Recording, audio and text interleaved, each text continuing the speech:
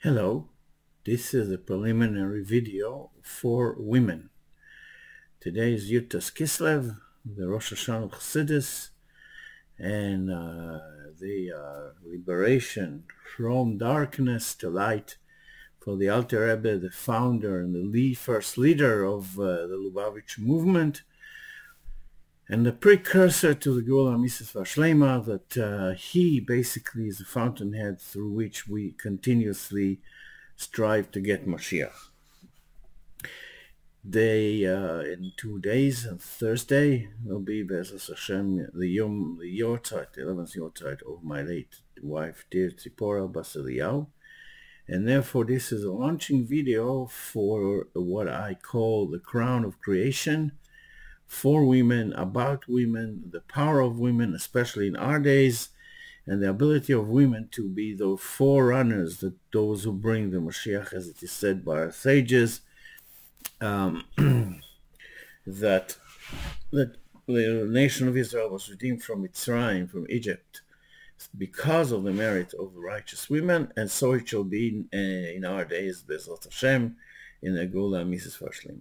So the full, complete redemption for all, including non-Jews, including animals, including every being that we don't even know exists. Those in high and those in low. So what is it that women have that is so special and unique? Women have the power to change everything and everyone. Their self-nullification towards Hashem allows them to be a vessel to good things, unfortunately also to negative things. As we see today, that the war against the Mashiach concentrates on women. You are told to leave your houses and to provide for your families. That's the guise, at least. Under this guise, women leave their children, and many times they are not really connected anymore to their husbands, and unfortunately many women fall by wrong things at the workplace. The idea of a woman is to nourish, to bring about growth, to bring life, and to nourish it. This is a great thing. Unfortunately, many women are completely misled by what is called feminism, and the sad thing that they have to be like men, go to business, be cruel, heartless, and aggressive in order to achieve some obscure goal of a career. This could not be further from the structure and the character of a woman. As the Lubavitcher Rebbe says, if he's sorry for women, for just like you feel sorry for someone who wants to be somebody else. There's no need. The pleasantness and the beauty of women is a part and parcel, a paramount element in the creation. Over the years, and also through the Jewish story, we see that women have brought about constructive things and built the nation. From Sarah Imenu through Rivka Imenu and Rachel and Leah Imenu. You could see it.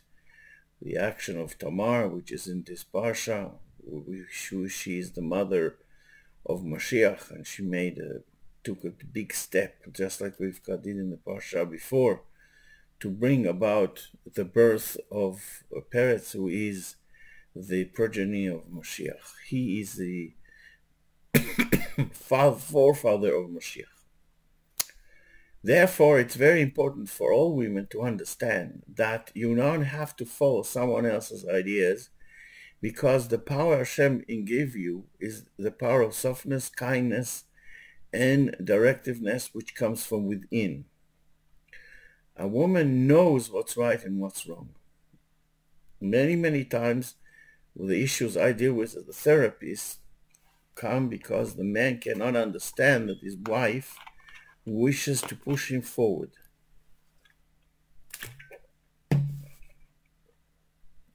And to build him and to get all his talents out so she can be elevated with him.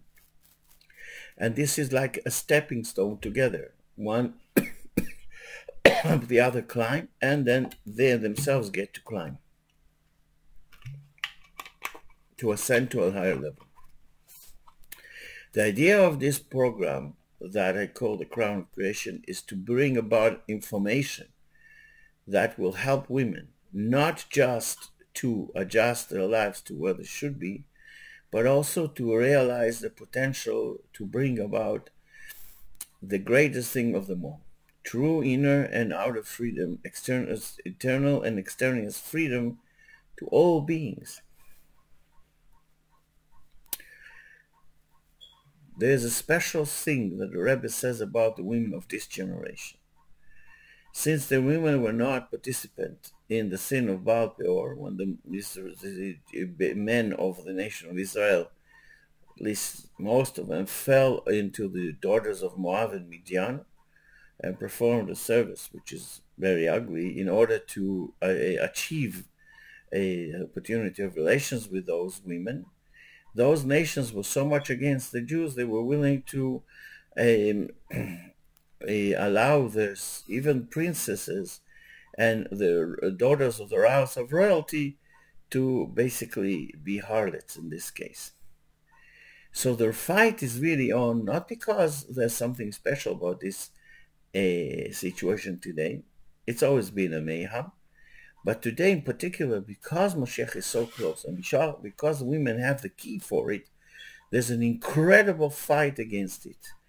Against modesty, against proper marriage, against proper relations, proper education. Young women are encouraged to walk around in the most immodest way, to have as many relations as they please, and cheating has become a way of life which is okay for everybody, but it's not. What it does is bring a lot of ugliness and unpleasantness and pain to a lot of people around it and around us, and therefore it's very important to re-establish the way for a woman to go through modesty and building her house. We're not just building a house for our sakes. Careers are nothing. They don't offer anything. You can work in a place for years and be dumped for something which has nothing to do with you, or just competition or jealousy. There is no promise for anything in this so-called business world. And so many young women, so many women run to work outside, leaving their children behind. I was a case like this, and it had harmed me for many, many years. There is nothing wrong with women as they are. There's nothing wrong with the pleasantness, the kindness, the warmth, the nourishing nature of a woman. That is the key to bring the redemption. Yes, women should work when needed and when possible, especially in education of younger children, kindergarten, first grades, and so on, but not in a way that harms the children or the woman herself. The fight against modesty, the fight against building homes, is done in order for us to overcome it, not because it's something on its own. The evil inclination knows that this is the end of the road. He knows very well that he's going to be clobbered, and he's going to be shechted, and he's going to be disappeared. He's going to be slaughtered, because this is the end of the days, and we are the generation that should see Mashiach usher him in. Mashiach does not mean just a positive outcome to all the years of suffering and praying and davening and doing all kinds of good things. Mashiach is freedom for all, freedom from the internal enemy, which is the hardest. That's the inclination, our tendencies to follow it down. It's called evil in Lashon Kodesh Hebrew, Ra, because it makes us feel bad. The power of a woman is not just because she can have children, it's because she can raise them. The Rebbe says that the main part of the education and developing proper children will be proper functioning members of society relies with the woman. It is true, the father has a lot to do with it as well, no question about it. His part is mainly completing the work of the woman, disciplining, making sure that the children do not behave in an inappropriate manner towards their mother and himself, and giving them the proper limitations and guidelines what not to do. Whereas the woman besides teaching them what's right and what's wrong and what's correct and what isn't, she's also their nourishing part. She allows the children to grow by the sense God is putting into her. Now, I have been studying psychology. The researchers don't know anything, or it's all approximation and all maybes. All this developments and new theories and all that's got nothing to do with the human actual nature of human beings. What we need to do, what we have to do as people, and especially as the women, is to reignite the connection to God in a positive way and start illuminating the world in a positive way. My late wife Tzipora was very much like that. Though we did not have any children, she definitely was very good to a lot of other people's children and other people themselves, and of course to me. She was always modest, and she was always on the right way, and she believed in Mashiach with all her might and all her heart and all her soul. Her modesty was amazing. I mean, I've lived with this woman for 25 years, and I know how modest she was. Not just by the dress up, the way she dressed, which since she was an artist, Aleh Shalom, it was all well coordinated. But it meant that a person can dress very nicely and be completely modest. No makeup is necessary and stuff like this. There's a lot of things that people should know, that the more you do things in a modest, quiet way, the more successful and positive the outcome will be.